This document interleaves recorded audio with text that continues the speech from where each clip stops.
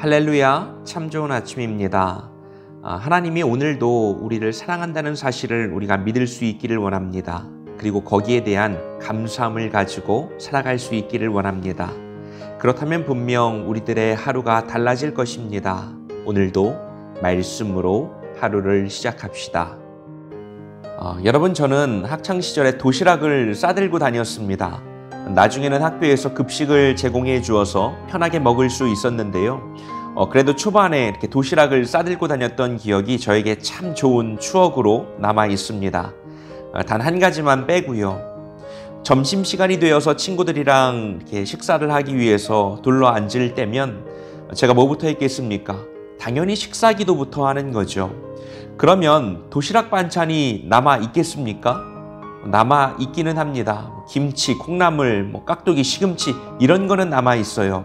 소세지, 동그랑땡, 스팸, 맛있는 거는 다 사라지고 없는 거예요. 제 친구들이 너무 매너가 없었던 것 같아요. 그러면 제가 기도를 멈추었느냐? 그건 아닙니다. 저희 어머니한테 햄을 밥 밑에 깔아달라고 부탁을 드렸습니다. 김치는 위로 올리고 햄은 밑으로 깔고, 또 기도할 때에 눈을 뜨고 기도하는 그 스킬을 제가 연습했습니다. 반찬을 지키면서 기도를 하는 거죠. 지금 생각하면 그래도 교회 다니는 사람이, 하나님 믿는 사람이 감사기도부터 하고 밥을 먹는다라고 하는 그런 고백이 있었고요. 또 그 원칙을 잘 지키면서 밥을 먹었습니다. 참 제가 대견하기도 합니다. 그래서 지금 제가 목회자가 된 것 같아요. 야고보서 5장 13절에서 16절 말씀입니다. 너희 중에 고난당하는 자가 있느냐? 그는 기도할 것이요. 즐거워하는 자가 있느냐? 그는 찬송할지니라. 너희 중에 병든 자가 있느냐? 그는 교회의 장로들을 청할 것이요. 그들은 주의 이름으로 기름을 바르며 그를 위하여 기도할지니라. 믿음의 기도는 병든 자를 구원하리니 주께서 그를 일으키시리라. 혹시 죄를 범하였을지라도 사하심을 받으리라. 그러므로 너희 죄를 서로 고백하며 병이 낫기를 위하여 서로 기도하라. 의인의 간구는 역사하는 힘이 큼이니라. 여러분, 기도는 우리 신앙인들에게 삶의 필수적인 요소입니다. 그러니까 믿음이 좋은 사람은 기도를 하고 믿음이 별로 안 좋으면 그냥 넘어갈 수 있는 그런 문제는 아니라는 거예요. 우리가 밥을 많이 먹는 사람이 있고 조금 소식하는 사람이 있을지는 몰라도 삶을 살아가기 위해서 음식을 섭취하는 것은 너무나 당연하고 필수적인 요소입니다. 기도는 우리들의 삶의 일부입니다. 때로는 찬양이 기도가 되기도 하고 또 간절한 소망을 고백하며 하나님 앞에 나아갈 때도 있습니다. 또 때로는 푸념과 넋두리가 기도가 될 때도 있습니다. 자기 자신의 모습을 잠잠히 돌아보며 다짐하는 것도 기도 중에 하나라고 볼 수 있습니다. 그러나 오늘 말씀에서 야고보 사도는 조금 다른 기도를 설명해 주고 있는데요. 그것은 고난 속에서 흘러나오는 기도입니다. 그렇다고 이 기도가 특별하거나 대단한 것은 아닙니다. 갑자기 기도하지 않던 사람이 고난을 만났다고 기도할 리는 없기 때문입니다. 기도는 평소에 훈련되어 있어야 하고요. 삶의 일부로 자리 잡혀 있어야 합니다. 그렇지 않은 사람은 고난 속에서 기도가 아니라 다른 표현의 방법들을 찾게 됩니다. 원망하게 되고요. 불평하게 됩니다. 욕하고요. 저주하고요. 자신의 처지를 한탄하게 됩니다. 말씀의 배경을 한번 볼까요? 여러분, 예루살렘 교회를 섬기는 담임 목사 야고보 사도는 극심한 박해를 피해서 사방으로 흩어진 성도들에게 편지하고 있습니다. 또 예루살렘 교회에 남아있는 믿음의 형제자매를 위로하고 격려하기 위해서 이 서신을 띄웁니다.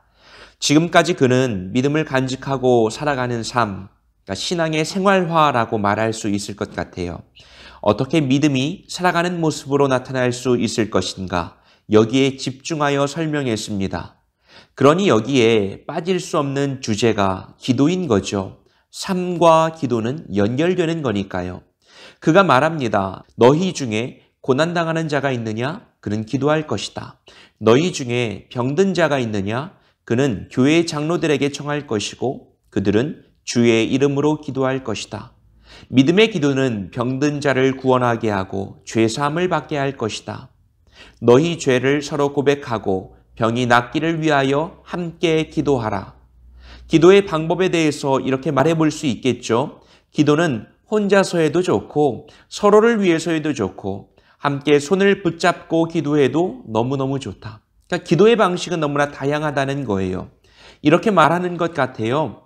기도는 특별한 방법이 있는 것이 아니고 정석적인 방법이 있는 것이 아니라 그냥 너가 있는 자리에서 주변에 있는 사람들과 함께 기도할 때에 하나님께서는 역사할 것이다. 여러분, 우리가요, 때론 방법에 너무 집중하는 경우가 많이 있습니다. 어떻게 기도해야 베스트일까? 어떤 기도를 하나님은 들으실까?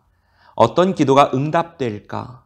여러분, 그런데요, 방법을 공부하는 사람 치고 기도 자체에 집중하는 사람도 본 적이 없는 것 같습니다.